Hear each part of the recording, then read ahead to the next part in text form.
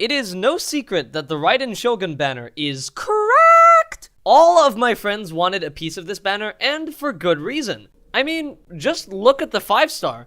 A very hyped up and very beautiful female Archon, with an interesting personality, awesome gameplay, and a ton of memes. Okay, and that's just the 5-star. Now let's look at the 4 stars. 2 hilariously powerful 4-star units, plus 1 extra that seems to be very promising. This is a good banner. So when my Ar55 friend rolled on it and lost his 50-50 to Chi-Chi, knowing that he'd see nothing but Raiden profile pictures everywhere, I couldn't help but feel bad. But then, this freak changed my mind. I went from pitying him to fearing his rising pity count, because in just 3 days, he managed to get 81 new rolls and clutched himself a Raiden Shogun completely free to play. So, for all of you interested little creatures out there, I interviewed him on how it happened and got a general gist now of the process. Do be warned before I begin though, the investment Tuna poured in over these 3 days is enough to burn most people out. So while I hope this video is able to provide proper guidance, please don't burn yourselves out just for the sake of wishing sooner. With that out of the way though, I think it's time. It is time to reveal to you the hidden ancient powers of exploration. Now, I know that might not sound helpful, but there's more to it, and I'll explain as much as I can. First, why explore?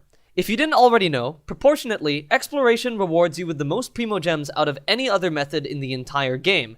Take note that exploration collectively includes chests, sealy, puzzles, oculi, sigils, waypoints, exploration domains, shrines of depths, time challenges, some achievements, and, technically, world quests, too.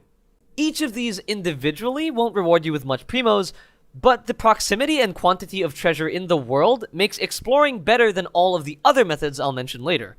Though, of course, in order to speedrun primogems, you still need to know the where, what, and how of exploration. For Tuna, where was pretty straightforward. Version 2.1 released the new areas Watatsumi and Seirai, which is where most, if not all, of his exploring took place. New areas are always great because waypoints give you additional primogems when activated for the first time.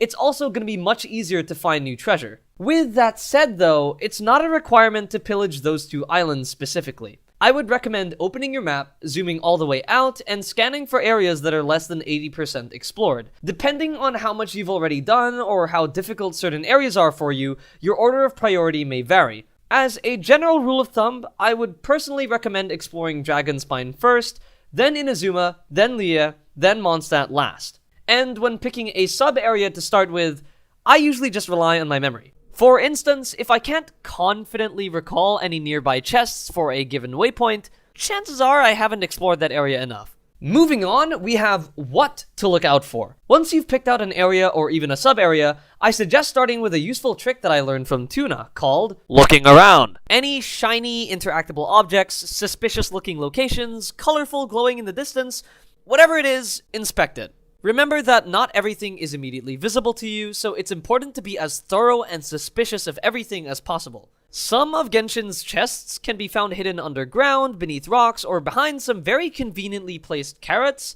so honestly, nothing is off the table here. Just search around as much as you can, and don't forget to check your minimap constantly in case a world quest or Oculus icon appears.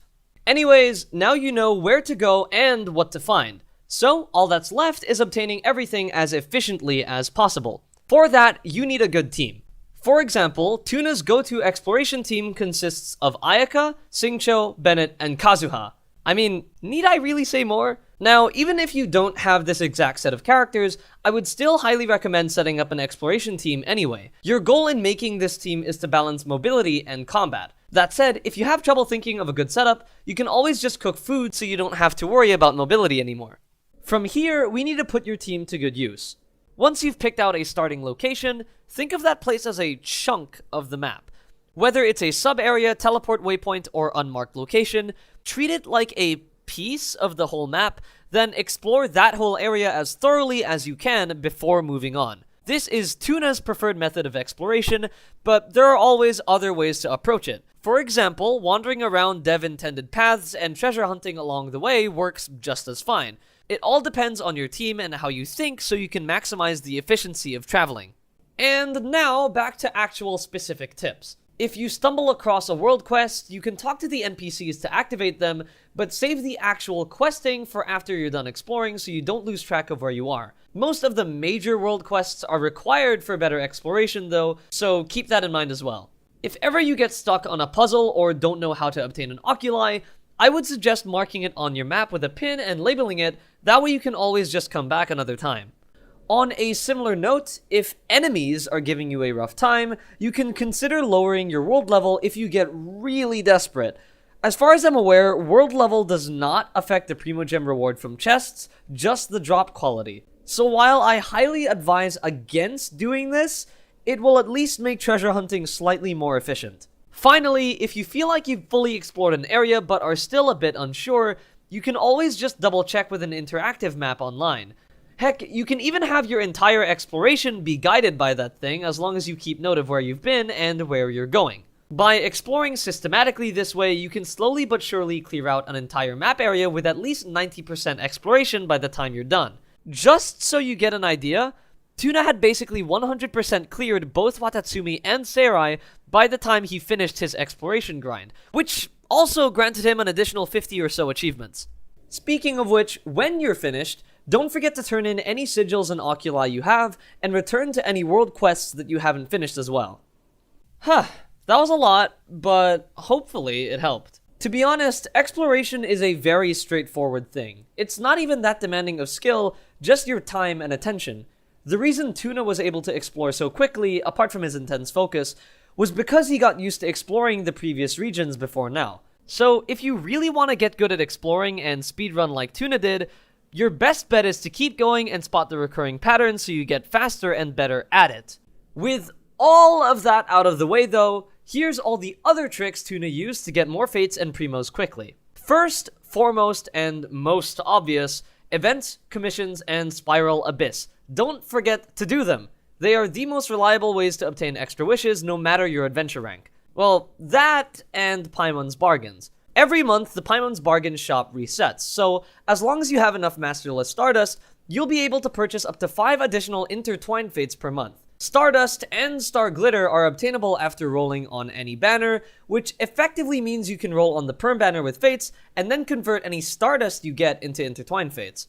For this reason, Tuna actually went ahead and ascended a few low-level characters of his, so that he could get Acquaint Fates, roll the Perm banner, and convert the leftover Stardust into Intertwined Fates. Just so you know though, Tuna was pretty desperate, so in addition to the Star Dust shop, he made sure to sacrifice all of his Star Glitter for Intertwined Fates as well. Apart from the Stardust monthly reset, another saving grace is mail. miHoYo will sometimes randomly send messages in the mail that contain primogems, so make sure to constantly check it whenever you see a ping, especially after a big Genshin update release. The final bonus thing Tuna noted was that he was also maintaining his Serenity pot because if you didn't know, completing furnishing sets for certain characters can actually reward you with primogems as well.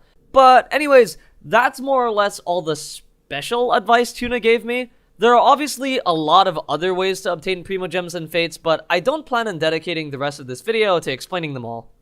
So I'll be listing everything instead. In no particular order, we've got daily commissions, daily check-ins, battle pass, events, web events, redeem codes, mail, Paimon's bargains, spiral abyss, adventurer's handbook, adventure rank, achievements, tutorials, quests, including story, world, and hangout events, unlocking waypoints, completing domains, upgrading Archon statues, the Sacred Sakura, and the Frostbearing Tree, ascending characters, gift sets and rank increases within the Serenity pot, and finally, chests, which come in various shapes and sizes, including free chests, locked chests, shrines of depths, sealy chests, puzzle chests, pressure plate puzzles, those weird chests locked behind wind or electric barriers, investigate chests, bloaty floaty chests, time challenges, quest rewards, and a few other obscurely hidden chests from exploration. Phew! There you go. Those are all the ways you can obtain wishes in Genshin Impact, and that marks the end of my video. A huge thanks to Tuna for sharing his tips, a huge thanks to you for making it to the end of the video, and of course a huge wish of good luck to you as well for whoever you're pulling for. To all cock and ball wanters, may the miHoYo corporate masterminds bring peace to your rolls. But yeah, I really hope this video helps, and cheers. I'll see you around.